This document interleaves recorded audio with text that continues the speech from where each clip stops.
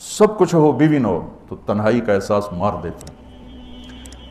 اس سے ایک اور مطلب نکلتا ہے کہ لباس کے بغیر ایک لمحہ گزارا نہیں۔ سارا دن پانی نہیں پیتے ہیں نا، اب میں بیان میں پانی پی رہا ہوں کیونکہ 16 گھنٹے تو گزارے نا، پانی نہیں پیا، کھانا نہیں کھایا، 16 سیکنڈ لباس کے بغیر گزار سکتے ہیں؟ بولو۔ کوئی بھی کمرے میں نہ ہو، تم تنہا ہو، تم کپڑے اتارو تو تم اپنے آپ کو عجیب فیل کرو گے، تم خود اپنے آپ کو چادر میں چھپانے کی کوشش کرو گے۔ ان لباس ایک ایسی زبردست ضرورت ہے بلا دلیل کہ تم تنہا کمرے میں بھی کپڑے اتارو تو تم اپنے آپ کو عجیب سا محسوس کرتے ہو۔ اس سے پتہ چلا کہ بیوی کے بغیر کوئی زندگی نہیں ہے اور خامد کے بغیر عورت کی کوئی زندگی نہیں ہے۔ یہ ہمارا بدبخت معاشرہ ہندی کہ کسی بچی کو طلاق ہو جائے وہ گل سڑ کے مر جاتی، اس کی شادی نہیں ہوتی۔ کوئی جوان بچی بیوہ ہو جائے وہ سسک کے مر جاتی، اس کی شادی نہیں ہوتی۔ کوئی 40-50 سال کا ہو جائے مرد، اس کی بیوی مر جائے، کوئی اس کو لڑکی دینے کے لیے تیار کوئی نہیں۔ اور لباس کا لفظ بتاتا ہے کہ شادی کے بغیر انسان ننگا ہے اور ننگے انسان کا کوئی کہیں بھی گزارا نہیں ہے۔ لفظ لباس بتاتا ہے کہ ہم اس چیز کو رواج دیں کہ شادیاں ہوں، بیوہ کی شادی ہو، مطلقہ کی شادی ہو، کوئی اس کی بیوی مر جاتی ہے۔ حضرت ابن مسعود کا فرمان ہے اگر میری موت میں 10 دن باقی ہوں تو بھی میں شادی کر لوں گا اگر میری بیوی مر جاتی۔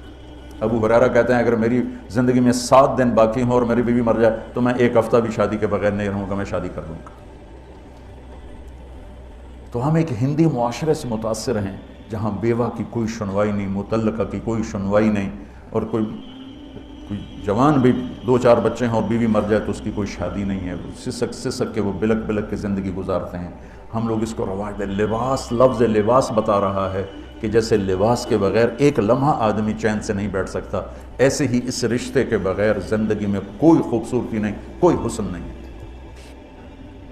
میں نے جیسے کہا لباس سب سے قریب ہے، تو اس کے بعد بیوی کا حق سب سے پہلے آ جاتا ہے۔ ماں باپ کی طرف سے زیادتی آئے تو تمہارے ذمے ہے اپنی بیوی کو بچاؤ، اللہ کے واسطے اپنی بیویوں کی حفاظت کرو۔ ہاں تمہاری بیوی کی طرف سے زیادتی آئے تو اللہ کے واسطے ماں باپ کی حفاظت کرو۔ تو اس کا مطلب یہ نہیں کہ تم ڈنڈا اٹھا لو، اپنے اخلاق کیسے بناؤ، سپرنگ بن جاؤ، سپرنگ جو فریشر سے کو قبول کر کے دب کر کے نیچے چلا جاتا ہے۔ نیچے جانے میں جڑ جانے کا نظام چھپا ہوا ہے کہ جھک جاؤ، ماں باپ ناراض ہو ان کے پاؤں پکڑ لو، بیوی ناراض ہو اس کے پاؤں پکڑ لو۔ ذلت میں عزت چھپی ہوئی ہے، ساری زندگی کا تجربہ بتا رہا ہوں۔ ذلت، اللہ کی رضا کے لیے ذلت اٹھانے میں عزت چھپی ہوئی ہے۔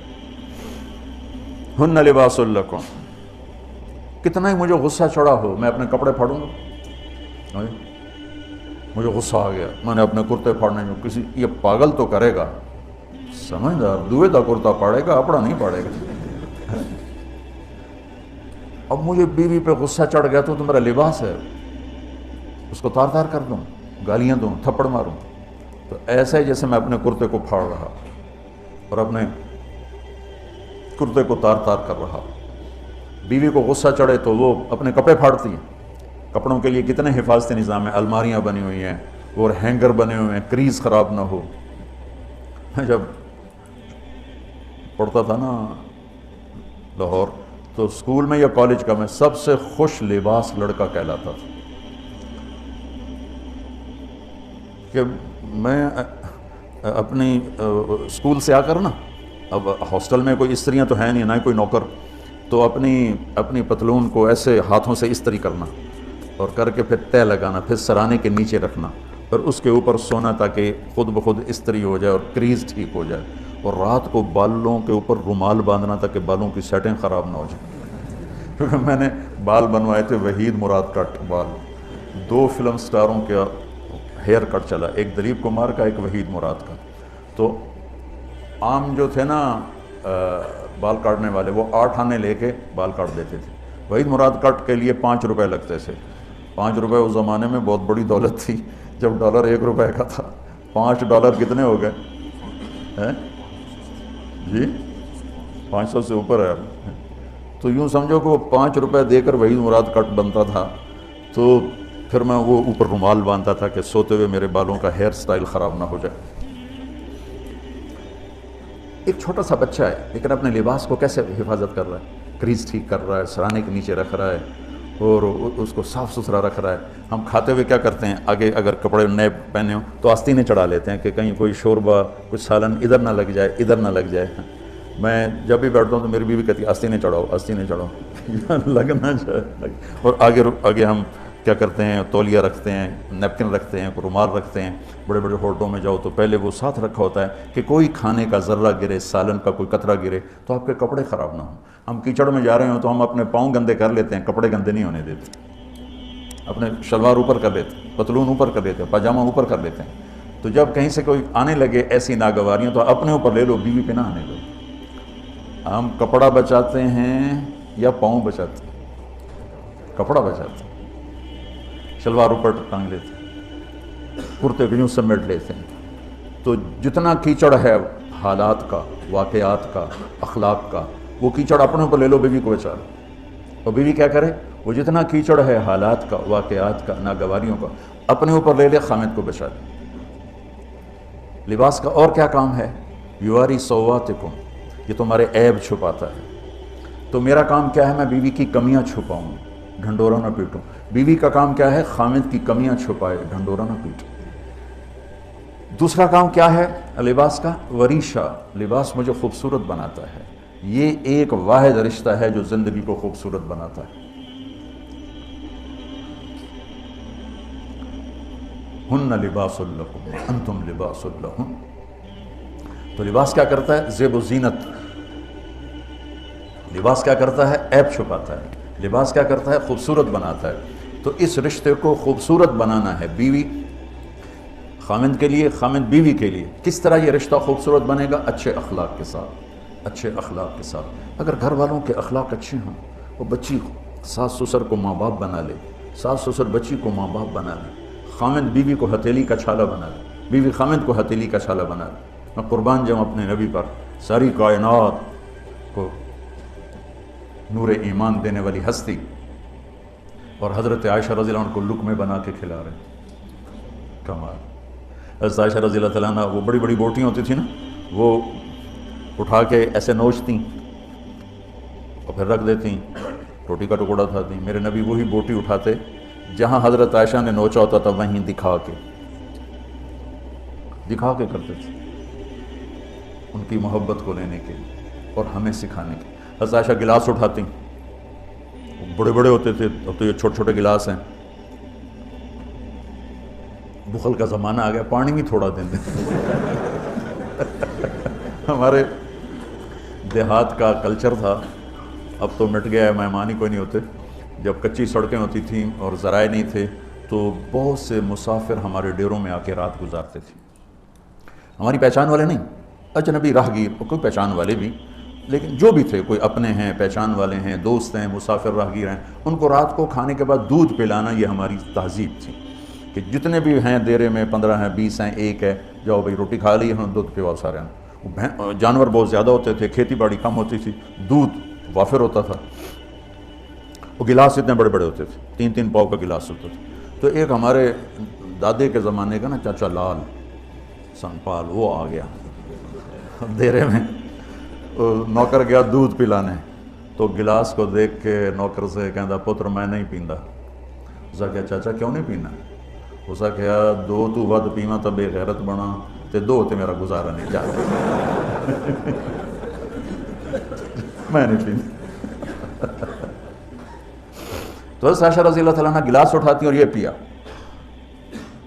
یہ رکھا. میرے نبی اٹھاتے اور جہاں حضرت عائشہ کے ہونٹ لگے ہوتے تھے وہاں ہونٹ رکھ کے. یہ زندگی سکھائی ہے. یا عائشو، کیا محبت سے بولا عائشہ نے، یا عائشو، یہ عاشقانہ انداز ہے، محبوبانہ انداز ہے. یا حمیراء، عائشہ آؤ دوڑ لگائیں. عائشہ مجھے پتہ چل جاتا جب تو میرے اوپر ناراض ہوتی ہے. حضرت عائشہ نے کہا وہ کیسے؟ کہ جب تو میرے اوپر ناراض ہوتی ہے نا تو تو یہ نہیں کہتی مجھے رب محمد کی قسم، تو کہتی مجھے رب ابراہیم کی قسم. جب تو میرے اوپر راضی ہوتی ہے تو تو کہتی ہے مجھے رب محمد کی قسم، اور جب تو میرے اوپر ناراض ہوتی ہے تو تو کہتی مجھے رب ابراہیم کی قسم. کہ یا رسول اللہ صلی اللہ علیہ وسلم نام ہی آپ کا نہیں لیتی، میرا تو دل آپ پہ، کیا میری جان قربان ہے آپ پر. عرب کے ماحول میں اظہار عشق عیب تھا بیوی سے. ہاں معشوق سے اظہار عشق ساری شاعری بھری پڑی. تم نے شعراء جاہلیت پڑھو یا بعد کو پڑھو، بھری پڑی. وَهَلْ تَبْكِينَ لَيْلَا إِذَا مِتُّ قَبْلَهَا وَقَامَ عَلَىٰ قَبْرِ النِّسَاءُ النَّوَائِحُ لَيْلًا كَمَا لَوْ أَصَابَ الْمَوْتُ لَيْلًا بَكَيْتُهَا وَجَادَ لَهَا دَمْعًا مِنَ الْعَيْنِ الصَّافِحُ وَأَغْبِطُ مِنْ لَيْلًا بِمَا لَا أَنَالُهُ بَلَا كُلُّ مَا قَرَّتْ بِهِ الْعَيْنُ طَائِعُ وَلَوْ أَنَّ لَيْلًا. دیکھو لیلہ لیلہ لیلہ، 4 شعر ہیں لیلہ، ہر شعر میں لیلہ.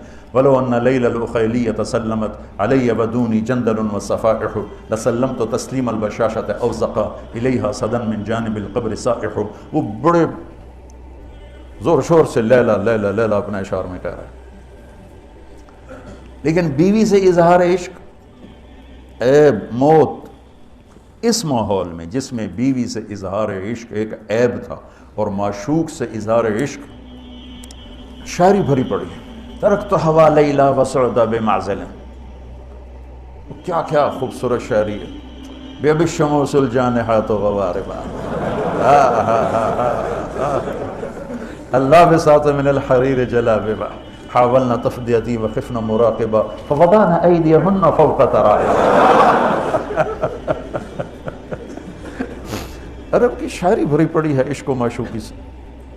اس ماحول میں میرے نبی سے ایک شخص کہتا ہے یا رسول اللہ من احب الناس الیک، آپ کو سب سے زیادہ کس سے پیار ہے؟